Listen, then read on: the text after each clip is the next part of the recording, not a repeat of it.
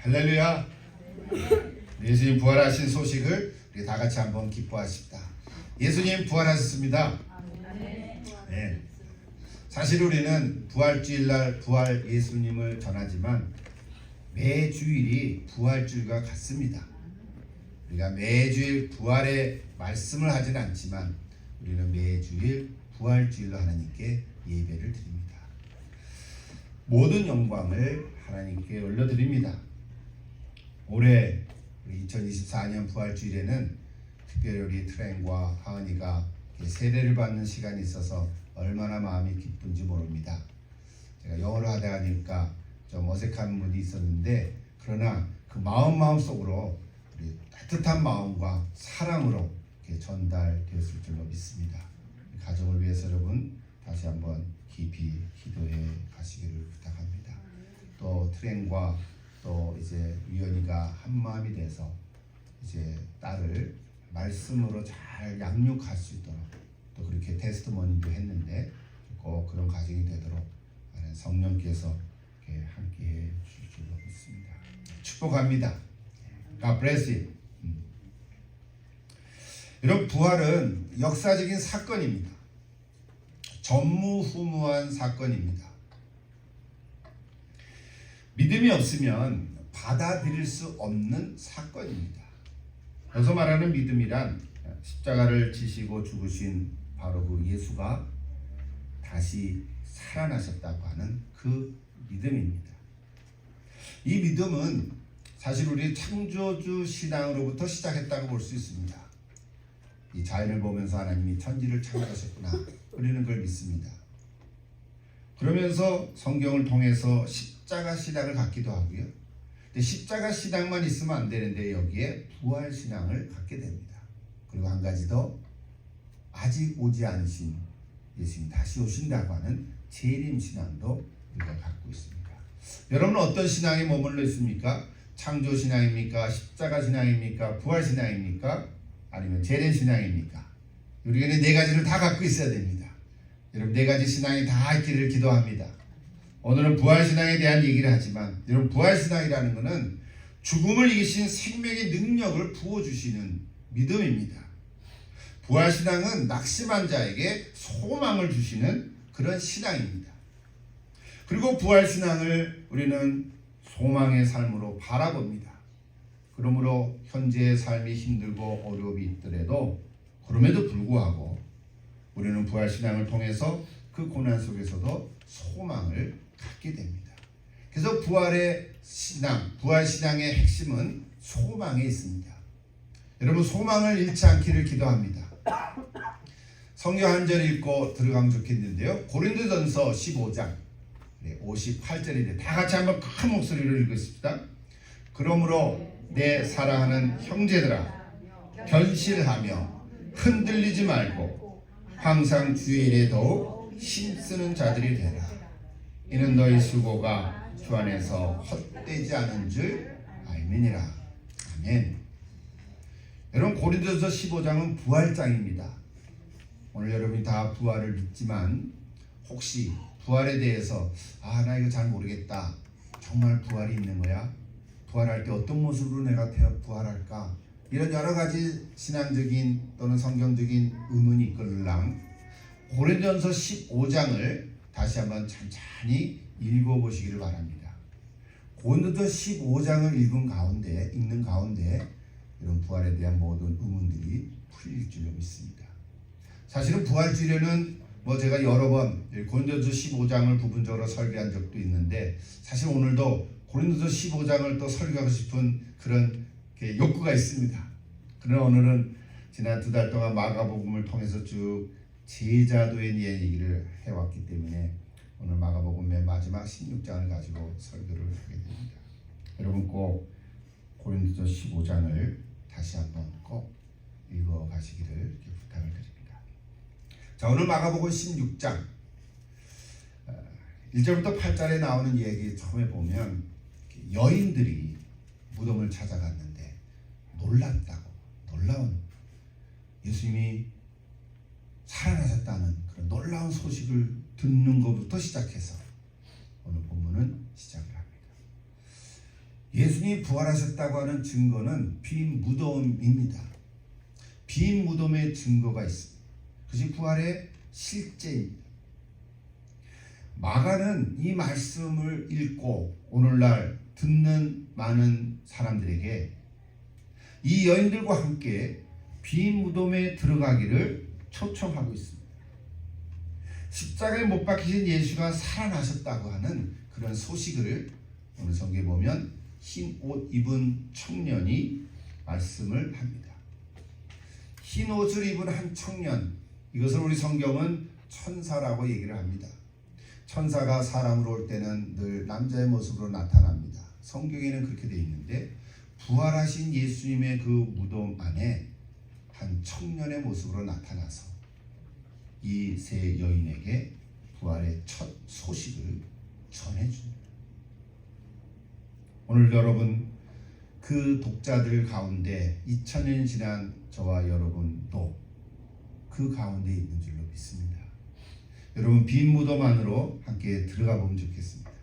자, 16절 5절에 보면 흰옷 입은 청년 천사라 그랬는데 이거는 마태복음 28장 3절에도 그대로 나옵니다. 주의 천사라고 돼 있고 형상이 번개 같고 옷은 눈같이 흰이라고 표현을 했습니다. 사람이 저럴 수는 없는 거죠. 또 누가복음 24장 4절에도 찬란한 옷을 입은 두 사람이라고 표현했습니다. 누가복음은 천사가 두 사람이 나온 거예요. 두 사람인가 한 사람인가 그거 갖고 논쟁할 필요는 없죠. 두 사람일 수도 있고 한 사람일 수도 있고 상관이 없어요. 그리고 요한복음 20장 12절에도 보면 흰 옷을 입은 두 천사라고 이렇게 표현되어 있습니다. 그러니까 빈 무덤에 있었던 우리 사람으로 나타난 분은 천사입니다. 천사가 예수님의 부활의 소식을 처음으로 세 여인에게 전하고 있습니다. 그 메시지가 마가복음 16장 6절과 7절에 나옵니다. 자, 청년이 이르되 놀라지 말라. 너희가 십자가에 못 박히신 나사렛 예수를 찾는구나. 그가 살아나셨고 여기 계시지 아니하니라. 보라 그를 두었던 곳이니라. 7절을 한번 같이 읽습니다. 다 같이 읽으면 좋겠는데요. 가서 그의 제자들과 베드로에게 이르기를 예수께서 너희보다 먼저 갈릴리로 가시나니 전에 너희에게 말씀하신 대로 너희가 거기서 배우리라 하라 하는지라. 거기서 배우리라 하라 하는지라. 지난주일에는 주가 쓰시겠다 하라 하신지라 그랬죠. 주가 쓰시겠다 하라.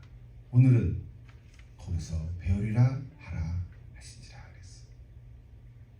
전에 제자들에게 말씀하셨다는 말은 예수님께서 잡히시기 전에 이미 제자들에게 저 말씀을 하셨다는 거죠.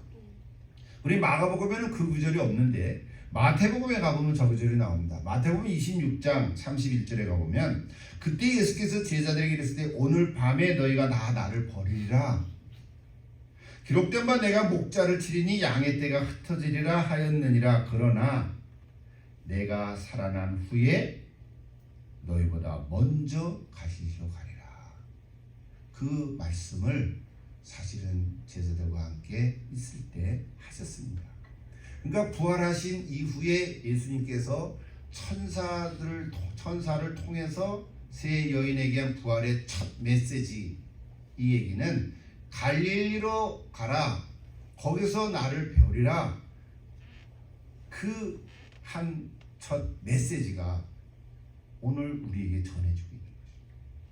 오늘 시간이 많이 없어서 자세한 얘기를 할 수 없습니다. 오늘 딱 한 메시지만 전하는 것입니다. 천사가 여인들에게 한 말이죠. 갈릴리에서 만나자. 그 얘기죠. 갈릴리에서 배우리라 하라. 성경 구절 그대로 하면 갈릴리에서 배우리라. 오늘 질문이 이런 거예요. 왜 갈릴리인가? 예루살렘이 더 멋있고 도시고 성이고 예루살렘이 아니고 왜 갈릴리인가? 예수님이 왜 천사를 통해서 여인들에게 가서 베드로에게 제자들에게 갈릴리로 오라고 말씀하셨을까? 이게 질문인 거예요. 왜 갈릴리인가? 성경에는 직접적인 답이 없습니다. 왜 갈릴리로 와라 하고 했는지가 없지만 복음서 전체를 통해서 예수님이 하신 사역을 전체적으로 볼 때 그 의미를 우리는 찾아낼 수 있습니다. 오늘 2024년 부활주일에 왜 갈릴리인가 이 메시지를 들으면서 저희에게 적용하면서 은혜되는 시간이 있기를 기도합니다. 왜 갈릴리인가? 여러분, 갈릴리가 어떤 곳입니까? 먼저 왜 갈릴리인가를 알기 위해서는 갈릴리가 어떤 것인지 조금 알아보면 더 도움이 되겠죠. 갈릴리는 하나 행정구역이에요. 그러니까 팔레스타인 지역에, 이스라엘 지역에 크게 세 부분을 나누는데 갈릴리는 제일 북쪽에 있는 그런 지역이고요. 뭐 그냥 도시가 아니죠. 우리로 얘기하면 스테이트 정도 되죠. 이렇게 크다는 얘기가 아니라 행정구역으로 나눌 때 그렇다는 거죠. 그리고 중간 지역이 사마리아고 맨 아래 지역이 유대입니다. 그래서 유대에서 갈릴리로 가거나 갈릴리에서 유대를 가려면 뭐를 통과해야 돼요?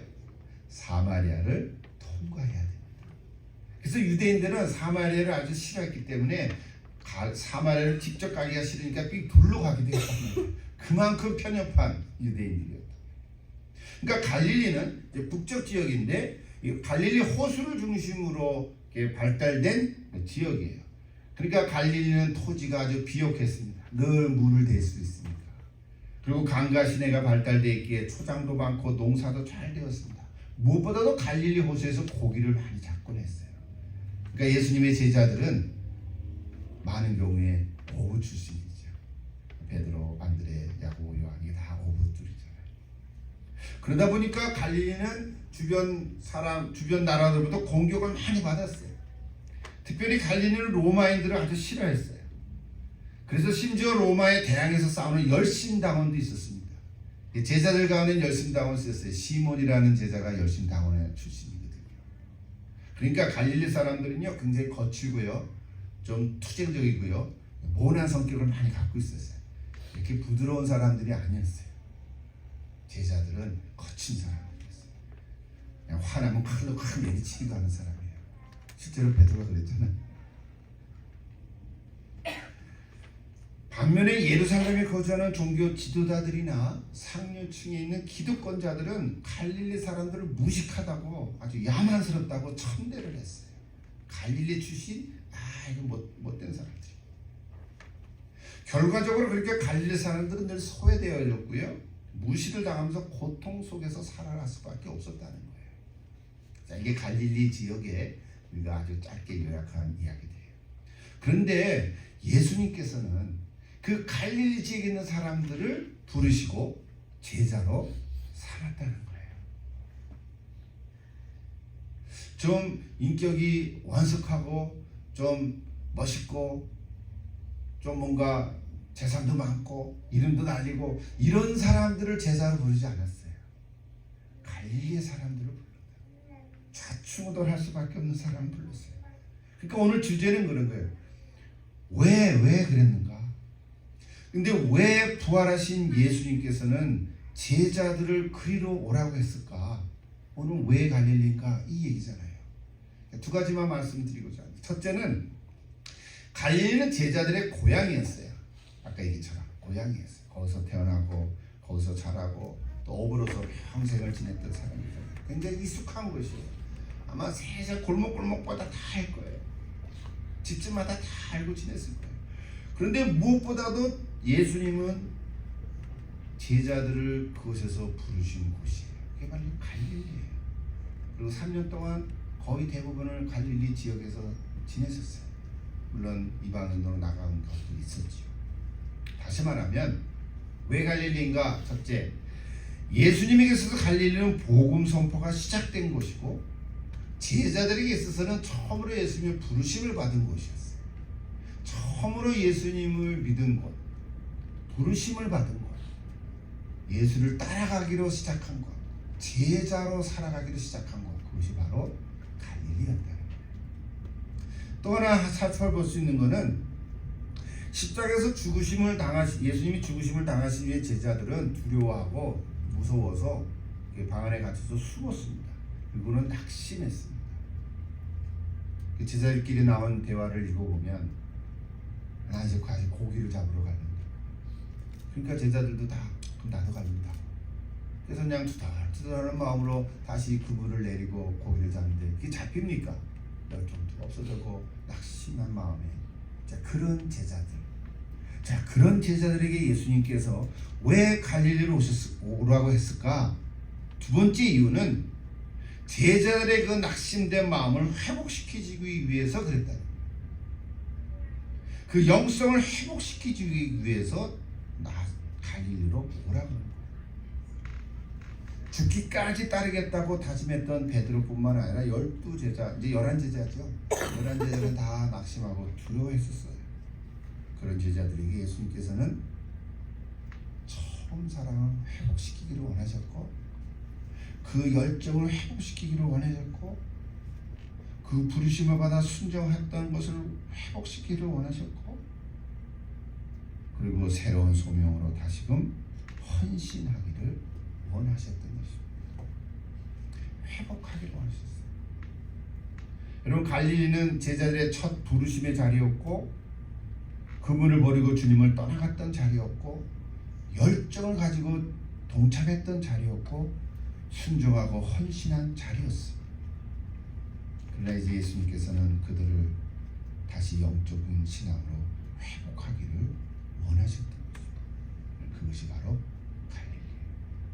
하나님 나라를 다시 이루어 가기를 원한 것입니다. 제가 말씀 준비하면서 자, 우리 교회 이름을 갈릴리 교회로 바꾸면 어떨까 이런 생각을 갖고 문득문득 한 적이 있었습니다. 사랑의 빛교회라고 지금 한 15년 됐지만 갈릴리 이거 참 좋은 이름이에요.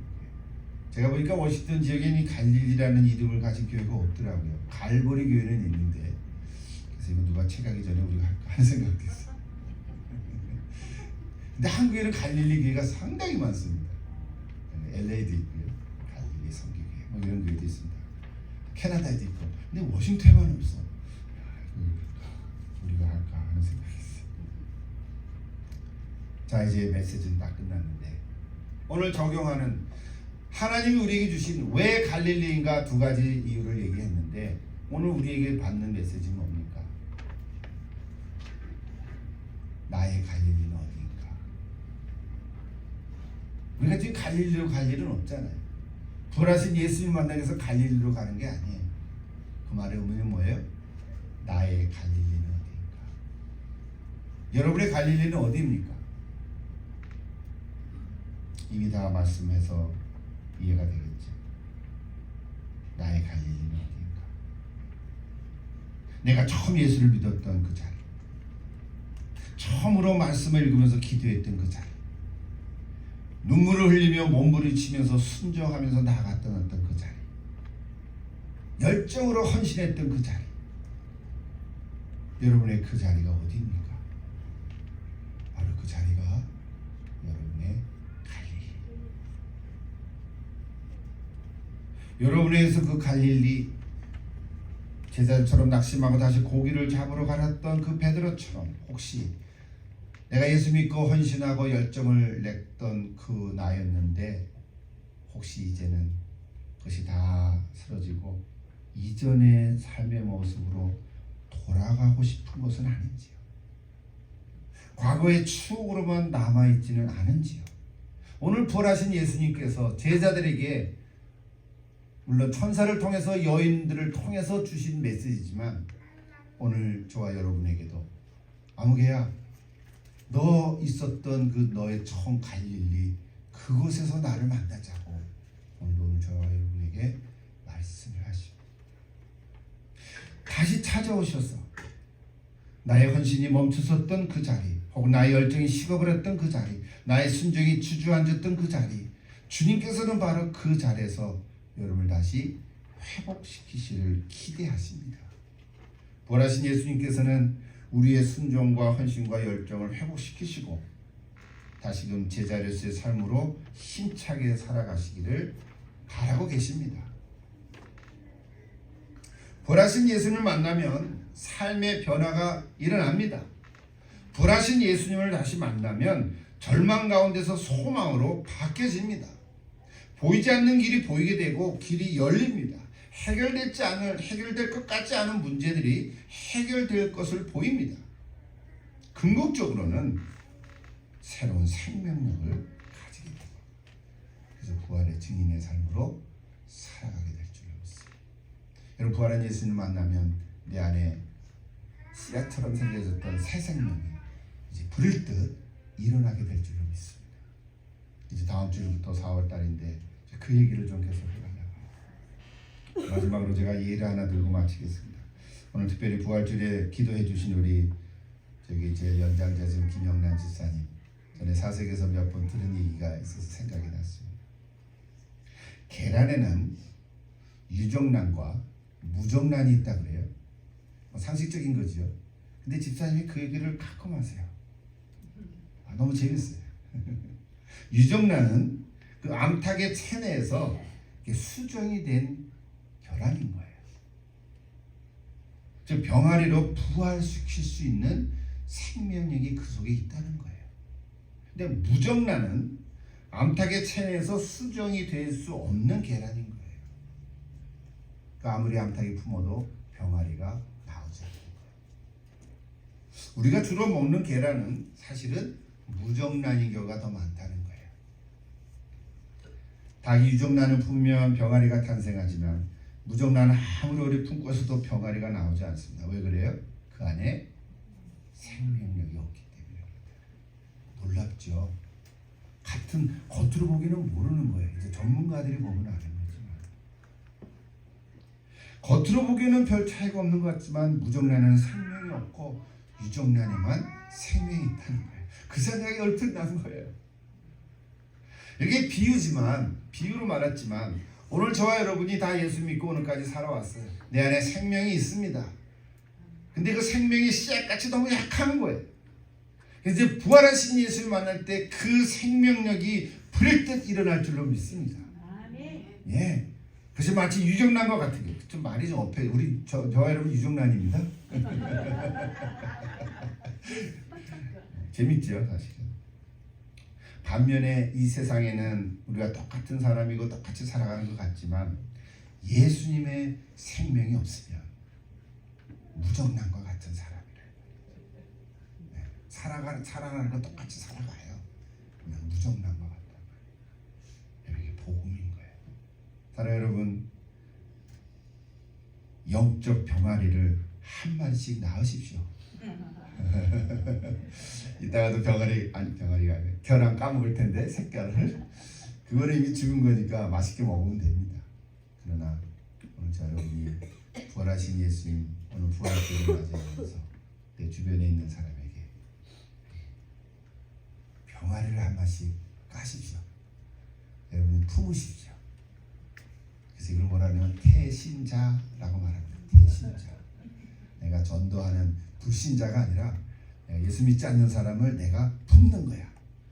이제 닭은 21일을 품으면 병아리가 난다 그래요. 우리는 그 태신자를 21일 정도 품어서 예수 믿으면 얼마나 좋겠어요. 그냥 내가 금식이라도 해서 내가 품을 것 같아.